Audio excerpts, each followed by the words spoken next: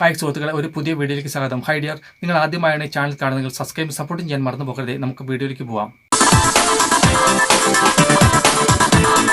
ഈ വീഡിയോയിൽ കൂടി നിങ്ങൾ കേൾക്കാൻ പോകുന്നത് പ്രകൃതിയെ സംരക്ഷിക്കൂ, പ്രകൃതി നമ്മളെയും സംരക്ഷിക്കും എന്നുള്ള കാര്യമാണ്.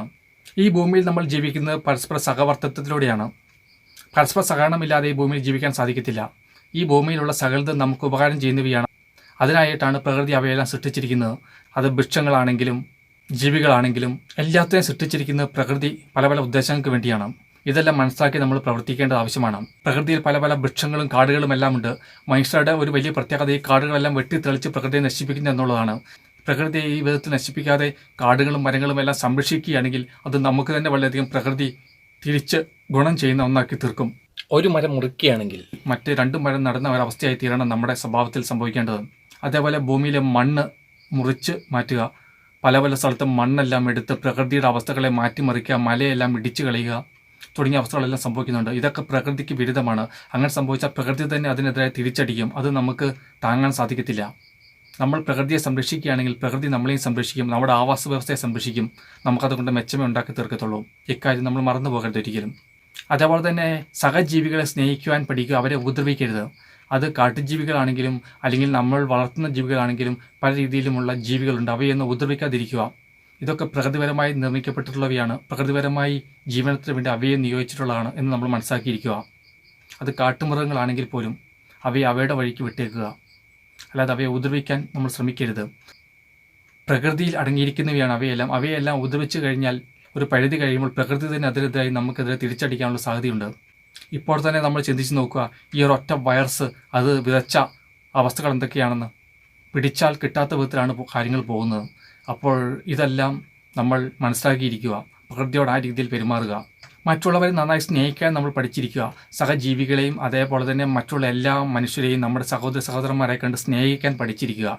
ഇനിയും അങ്ങോട്ടുള്ള അവസ്ഥകളിൽ ഇതൊക്കെ നമ്മളെ കൂടുതൽ നന്മയിലേക്ക് നയിക്കാൻ ഇടയായി തീർക്കത്തുള്ളൂ. മുന്നിലേക്കുള്ള ഓരോ അവസ്ഥകളിലും എന്തൊക്കെയാണ് സംഭവിക്കുക എന്ന് നമുക്കറിയാൻ സാധിക്കത്തില്ല.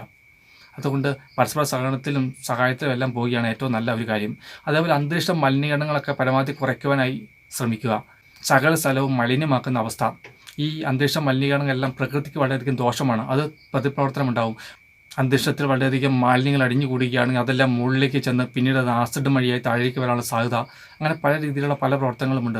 അപ്പോൾ ഇതൊന്നും പ്രകൃതി ഇഷ്ടപ്പെടുന്ന കാര്യമല്ല. പ്രകൃതിയെ മലിനീകരിക്കുന്നത്, പ്രകൃതി എപ്പോഴും ഫ്രഷ് ആയിരിക്കണം. അതിന് തക്കതായ രീതിയിൽ മാക്സിമം മലിനീകരണം നമ്മൾ കുറയ്ക്കാൻ ശ്രദ്ധിക്കുകയാണെങ്കിൽ അത് പ്രകൃതിയിൽ നിന്ന് നമുക്ക് വളരെയധികം നന്മ ഉണ്ടാക്കി തീരാനിടയായി തീരും. ഈ മലിനീകരണമെല്ലാം പ്രകൃതി വൃക്ഷങ്ങളെയും മറ്റ് അതിന് തക്കതായ അവസ്ഥകളും വെച്ചാണ് ക്രമീകരിച്ചുകൊണ്ടിരിക്കുന്നത്. ഇതെല്ലാം ക്രമാതീതമായി ഉയർന്നാൽ പിന്നെ പ്രകൃതി എന്ത് ചെയ്യും തിരിച്ചടിക്കാതെ? പിന്നെ ആരാണെങ്കിലും ഇനി കുറച്ച് കപ്പാസിറ്റി ഉള്ളവരൊക്കെ ആണെങ്കിൽ അവരവരുടെ പണത്തിൻ്റെ പ്രതാപമൊന്നും മറ്റുള്ളവരെ കാണിക്കാതിരിക്കുക. ഒതുങ്ങി ജീവിക്കാൻ ശ്രമിക്കുക. കാരണം എന്ത് കാണിച്ചിട്ടും ഒരു കാര്യവുമില്ല. ഇപ്പോൾ നടക്കുന്ന അവസ്ഥകളൊക്കെ നിങ്ങൾ കണ്ടില്ല, എല്ലാവരും പെട്ടിരിക്കുന്നത്. അതേപോലെ പാവങ്ങളെ അടിച്ചമർത്താതിരിക്കുക. ഇക്കാര്യമെല്ലാം നമ്മൾ ശ്രദ്ധിക്കുക. പാവങ്ങളും അതേപോലെ എല്ലാവരും ഇണങ്ങി പോകുന്ന ഒന്നാണ് പ്രകൃതി. പ്രകൃതിയിൽ പല രീതിയിലാണ് പലരെയും സൃഷ്ടിച്ചു വച്ചിരിക്കുന്നത്. അതിൽ പാവങ്ങളായി എന്ന് വെച്ച് അവരെ നമ്മൾ അടിച്ചമർത്തേണ്ട യാതൊരു ആവശ്യവുമില്ല. അല്ലെങ്കിൽ അവരെ പരിഗണിക്കാതിരിക്കേണ്ട അല്ലെങ്കിൽ അവരെ പരിഹസിക്കേണ്ട യാതൊരു ആവശ്യങ്ങളുമില്ല. അവരെയെല്ലാം പരിഗണിക്കാൻ നമ്മൾ പഠിച്ചിരിക്കുക.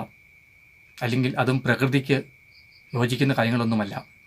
അങ്ങനെ പ്രകൃതിക്ക് യോജിക്കുന്ന രീതിയിൽ പ്രകൃതിപരമായി നമ്മൾ ജീവിക്കാൻ പഠിച്ചിരിക്കുക. മുകളിൽ പറഞ്ഞ കാര്യങ്ങളെല്ലാം നമ്മൾ ശ്രദ്ധിക്കുകയാണെങ്കിൽ അത് നമ്മുടെ ജീവിതത്തിനും നമ്മുടെ തലമുറയ്ക്കും നമുക്ക് ഏറ്റവും കൊടുക്കാൻ പറ്റുന്ന നല്ലൊരു ഭാഗ്യമായിരിക്കും. പ്രകൃതി നമ്മളെ സംരക്ഷിക്കുകയും ചെയ്യും വളരെയധികമായി. നമ്മൾ എങ്ങനെയൊക്കെ മുന്നോട്ട് പോയാലും, എത്രമാത്രം വളർന്നു എന്ന് പറഞ്ഞ് മുന്നോട്ട് പോയാലും, എത്രമാത്രം നമ്മൾ അഹങ്കരിച്ചാലും ഒരു കാര്യം നമ്മൾ മനസ്സിലാക്കിയിരിക്കുക, ഒരൊറ്റ അണുമതി എല്ലാത്തിനെയും തകർത്ത് കളയുവാൻ. കണ്ടില്ലേ, പല പല രാജ്യങ്ങളിലും ആയിരക്കണക്കിന് എണ്ണം മുന്നിൽ മരിച്ചു വീണപ്പോൾ അവർക്കൊന്നും ചെയ്യാൻ സാധിക്കാതെ നിന്ന് ഒരൊറ്റ അണുവിൻ്റെ ലീലാവിലാസങ്ങളാണ് ആ കണ്ടത്. അതേപോലെ നമ്മളാണെങ്കിലും ആരാണെങ്കിലും പ്രകൃതിക്ക് അനുയോജ്യമായ രീതിയിൽ പ്രകൃതിയെ മനസ്സിലാക്കിക്കൊണ്ട് ജീവിച്ചാൽ അത് നമ്മുടെ ജീവിതത്തിൽ വളരെയധികം നന്മയായി തീരും.